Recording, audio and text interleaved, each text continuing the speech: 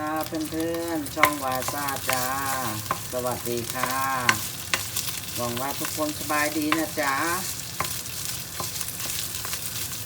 วันนี้อยากกินอะไรเผ็ดๆมีปลาดุกทะเลอยู่ตัวนึงจ้าวันนี้ก็เลยมาแกงหน่อไม้ดองปลาดุกทะเลจ้ะเผ็ดจ้ะอยากได้เนาะชอบจ้ะ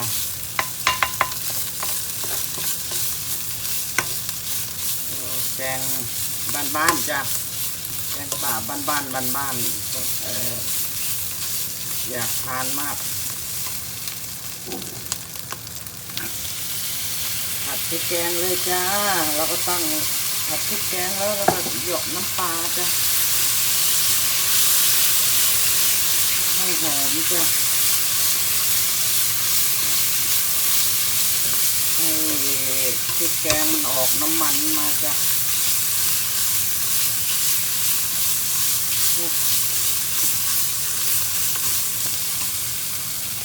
จากนั้นก็เติมน้ำไปเลยจ้า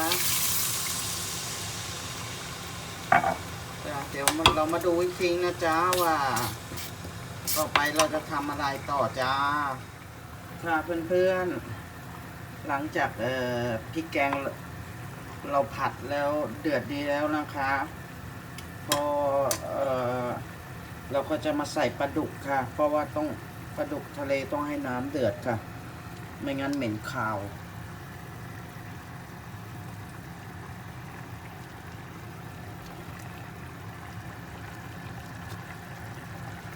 พอใส่ไปใส่ปลาดุกแล้วเพื่อนๆอย่าคนนะคะถ้าคนแล้วจะเหม็นคาวเลยครับปลาพวกนี้ต้องปล่อยให้เขาเดือดให้สุกค่ะเขาจะได้ไม่เหม็นคาวค่ะ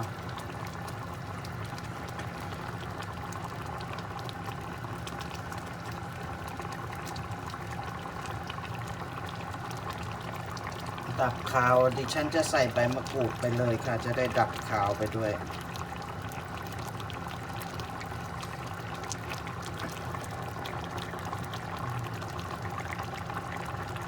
อยากให้เพื่อนๆได้กลิ่นพริกแกงเหลือเกิน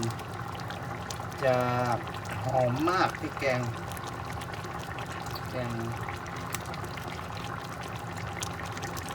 ใส่ไปเลยค่ะดับคาวตามหลักจะใส่ที่หลังแต่ดิฉันใส่ไปเลยจะได้ดับคาวไม่เหม็นจ้ะค่ะแล้วเรามาดูกันเลยค่ะเพื่อนๆว่าจะเป็นยังไงต่อไปจ้ะ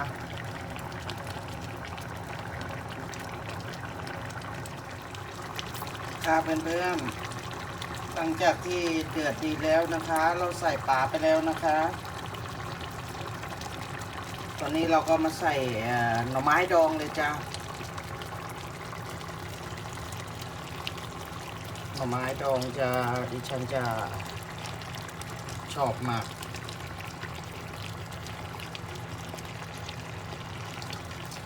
แล้วเราก็ปล่อยหน่อไม้ดองค่ะต้มให้สุกเลยค่ะแล้วเรามาดูกันค่ะครับเพื่อนๆหน่อไม้สุกแล้วก็